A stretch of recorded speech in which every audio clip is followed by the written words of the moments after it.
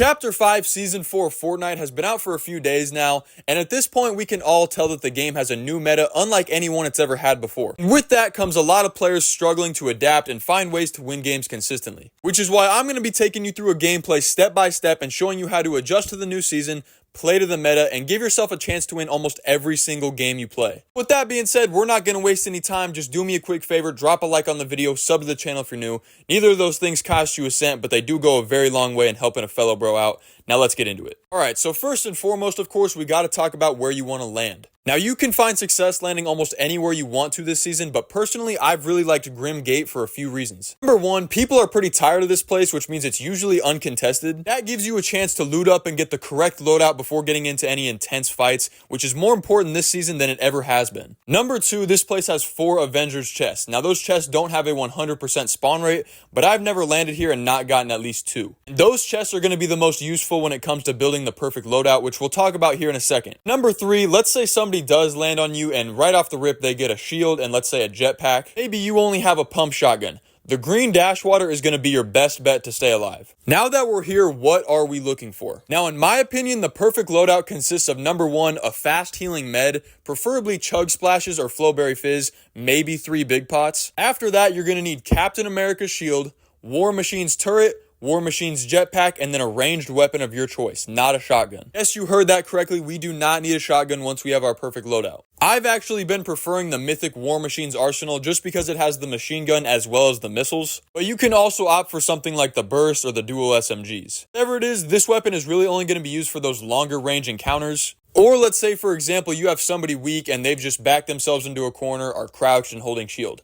If you have War Machine's arsenal, their shield is not going to be able to block the splash damage of all of those missiles. That is another situation where it could be really useful. Outside of that, however, our fights are mostly going to go like this, and you'll see this put into action later in the gameplay. We're going to be using our jetpack to fly around and make ourselves harder to hit, as well as give our turret angles to hit people from behind their Captain America shield, which they're likely going to have out. And then if or when we have openings where we're not under fire, we'll throw our shield and hit them for 60 damage a hit. You guys are going to notice the only decent counter to a jetpack, turret, and shield is another jetpack, turret, and shield. Which is why I would highly recommend trying to stay out of any fights after early game until you have at least those 3 things. Because the guy who has those 3 things is going to beat the guy who doesn't pretty much every single time, and relatively easily too, as long as he's not just 1 or 2 shot. But now that we're finding ourselves a shield, we can go ahead and fast forward to what it's going to look like in those 1v1 fights, how to protect yourself, how to secure the easy 1v1 kills, and ultimately take out the last guy and secure a dub. Now right here, we're going to be rolling up on an obvious bot, but I can still give you a good idea of how we'd want to approach this fight. First up, I'm going to fly over him to give my turret an angle to lock onto, and then after that, once I recognize he doesn't have a shield out or a mounted turret, I can really just decide whether I want to use War Machine's arsenal or my Captain America shield to light him up. Either way, it's going to be relatively easy. Now right here, we're going to talk about the one thing that even when we're fully kitted out like we are right now, could send us back to the lobby in a hurry, which is a third party. Right here, I'm going to be using War Machine's arsenal to try to get this guy out of the car, but I quickly recognize somebody else's turret is locked onto me and knocking off my shield. Now, in seasons past, you could simply just reposition yourself and get right back in the fight. But with the lock-on turrets and the shields in the game, you have to be a lot more careful. There looks to be a 3-way fight up top, so I'm going to try to use the edge of this cliff to give myself a protected angle and try to land some shots on the odd guy out. We're going to end up trading some shield throws right here, which honestly can just be kind of unlucky, but it is going to end up deleting pretty much all of my shield. And I even end up accidentally throwing mine one more time than I intended to while he still had his shield out, and that's going to end up costing me another 30 or so health. And then with my jetpack running out, I'm just going to be put in a really tough situation at the bottom of this valley. I accidentally charge into this rock right here, which is going to allow him to crack me even more. And then we're also going to end up trading shield hits one more time, which by the way, like I said, sometimes can be unlucky, but you really want to avoid doing that unless you know the other person is one shot and you're not. But it just so happens that in this situation right here, I couldn't see that he also had his shield out. So I went ahead and threw mine.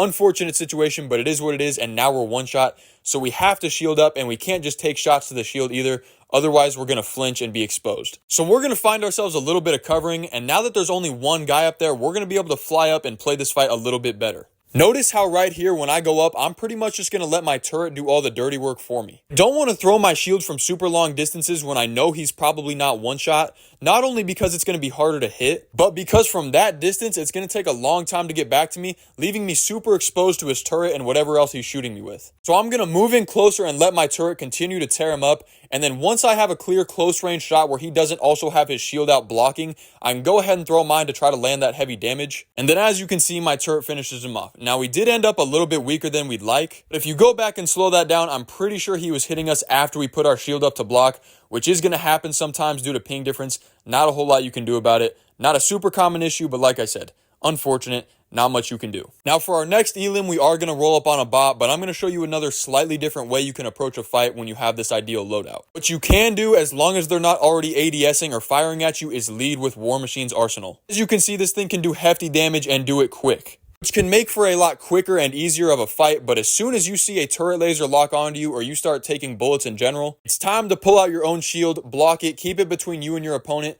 and then use your jetpack to make yourself a moving target and give your turret angles to go to work. Then if or when you have close range openings, for example, maybe in between their turret shots, you can go ahead and get some shield throws in. Now, the last thing I want to cover for y'all before we get to taking on these last two real players is that you do not need medallions to consistently win games. Yes, they can all be a little bit helpful, especially the siphon one when you might normally be a little bit weaker after a fight, but I want to stress they are absolutely not necessary to win consistently in the current meta. But now on to the final two. I want you to pay close attention to how I attack this final guy right here. First up, I'm using War Machine's arsenal to get him out of the car. Let's make him fight. Then I'm going to use my jetpack to move around and give my turret angles to lock onto him. And I have my shield out ready to block. I'm throwing it when there's openings. I should have been holding block before this last throw right here. He wouldn't have been able to land those burst shots, but I did know he was one hit, so I wasn't playing it as safe as I probably should have been.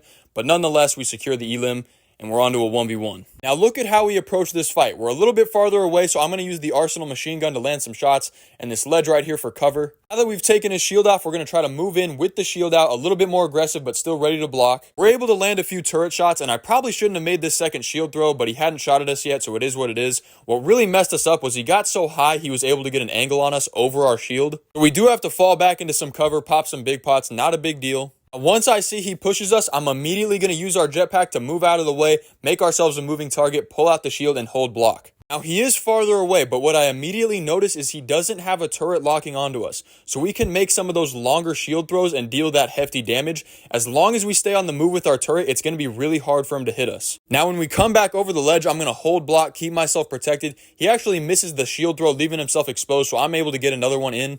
And our turret even does another 15 wide on him. And now that he's created some distance, I'm just going to go ahead, take the time to pop a big pot and keep that clear health advantage on him. Now, I know that up to this point, we've played the fight super well, and because of that, we have him really weak, but we're still going to go in playing really smart. We don't want him landing shots or evening the playing field in any way, shape, or form. We're going to go in close, holding block, and try to give our turret a chance to do the work, but once we recognize he doesn't have his shield out, we're throwing our own and cleaning him up with relative ease. We have secured ourselves a dub just by knowing what loadout to rock and when to use what. From there, it's all about landing a few shots, keeping everything in front of you, and moving around a little bit. That is all I got for you guys. Hopefully this video is able to help you out in some way, shape, or form. If you did enjoy, please don't forget to drop a like, sub to the channel if you're new. I thank you all so much for watching. God bless, and I will catch you in the next one.